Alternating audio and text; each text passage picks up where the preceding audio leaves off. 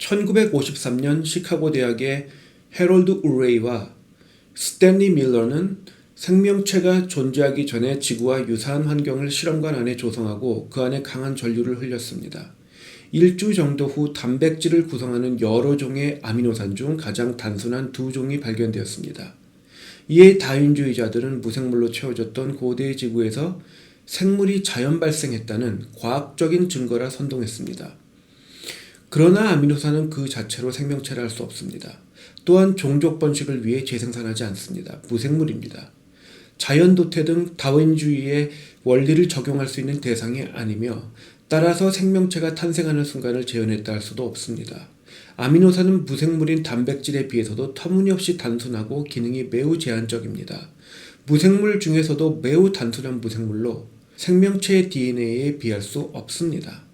밀러-우레이 실험은 고대 지구의 대기에 산소가 없었다 가정하고 있었습니다. 하지만 고대의 일은 확실히 알 수 없을 뿐 아니라 이러한 가설은 과학계에서 이미 부정되었습니다. 그리고 산소를 추가하고 실험하면 아미노산은 합성되지 않습니다. 그에 더해 밀러-우레이 실험이 주장하는 방식으로 생명체가 발생하고 진화하여 현재의 상태에 이르렀을 가능성이 없습니다. 단백질을 이루기에 필수적인 20종의 아미노산이 무작위로 발생하고 조합된 후 가장 단순한 생명체를 구성하려면 140억 년의 우주 역사로는 절대 역부족입니다. 결국 밀러-우레이 실험은 일개 화학 실험에 지나지 않았던 것입니다. 밀러-우레이 실험이 수포로 돌아가자 다윈주의자들은 최초의 생명체는 DNA보다 단순한 RNA와 유사한 형태였다 선동합니다. 그러나 이 주장도 모순적입니다. 먼저 단백질이 나타나기 전에 RNA가 나타날 수 없습니다. DNA와 RNA는 단백질로 구성되기 때문입니다. 벽돌이 만들어지기 전에 벽돌 건물이 지어질 수 없는 것과 같습니다. 유사한 논리로 DNA가 나타나기 전에 RNA가 나타날 수 없습니다.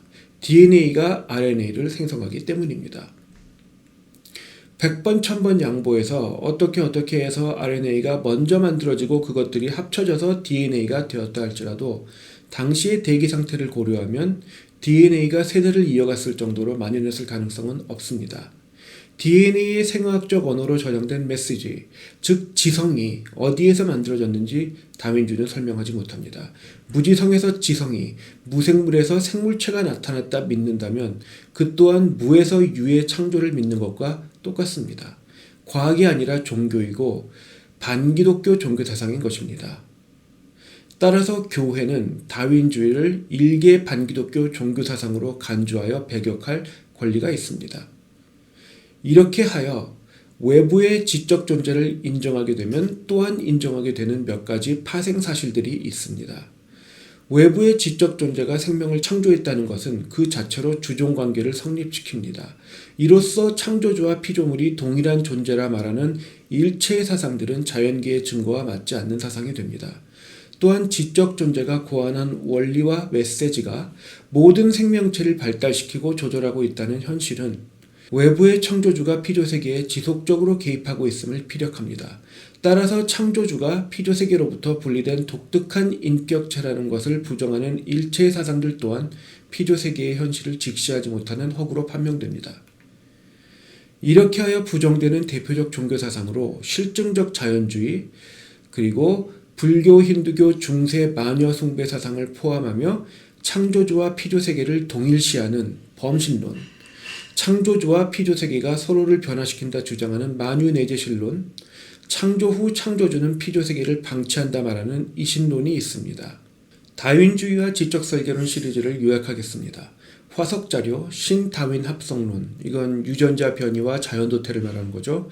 환경의 변화는 다윈주의자들이 의도하는 종의 분화를 증거하지 않습니다. 그들의 의도와 정반대로 성경이 말하는 각 종의 갑작스런 출현과 또는 창조와 종의 안정성, 즉 종의 경계가 지켜지고 있음을 증거합니다. 자연계에 만연한 최소 복잡 구조, DNA, 그리고 지성체인 인류의 존재는 외부의 지적 존재가 특정한 목적을 이루기 위해 지성체를 창조했다는 것 외에 유력한 다른 이론이 없음을 분명히 나타내고 있습니다. 확률을 계산해보면 창조주 이외에 외계인과 같은 가능성은 사실상 불가하다는 것을 알 수 있습니다. 이것은 조금 뒤에 더 말하겠습니다.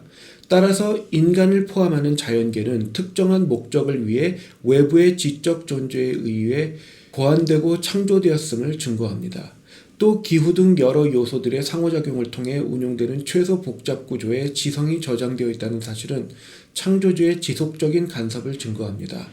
창조주와 피조물 사이에는 주종관계가 자동적으로 설정되고 이 관계를 인정하지 않는 각종 실증적 자연주의, 범신론, 만유내재신론, 이신론 종교사상은 부정됩니다.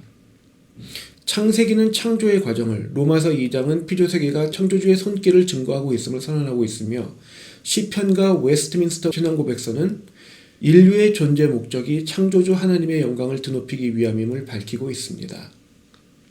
이제 지적 설계론과 다윈주의 시리즈를 마치면서 말씀드려야 할 것이 있습니다. 이 시리즈들은 제게 변증학을 가르쳐주신 더글라스 그로타이스 철학 박사의 변증을 기초로 구성하고 있습니다. 그러나 관련된 모든 세세한 사안들을 다루지는 않습니다. 아무리 학자들이라 해도 이상한 소리, 바보 같은 소리를 하는 것에 대해 할애해 줄 시간은 없습니다. 그로타이스 박사가 이상한 소리를 했다는 것이 아닙니다. 직함이나 학위가 아니라 무엇을 어떻게 말하고 있느냐가 중요하기 때문입니다. 예를 들어 왓슨 앤 크릭이라는 표현을 들어보신 분들이 계실 겁니다. DNA가 나선형의 모양으로 꼬여 있다는 것을 수학적으로 발견한 학자들입니다. 대단하죠. 대단한 학자들이죠. 그런데 이들 모두 DNA가 저장하는 방대한 정보와 향상된 작동 원리를 보며 무지성에서 지성이 출현했음을, 그러니까 창조되었음을 또는 발생했음을 인정하기 매우 어려워했습니다. 그런데 두 사람의 반응이 살짝 달랐습니다.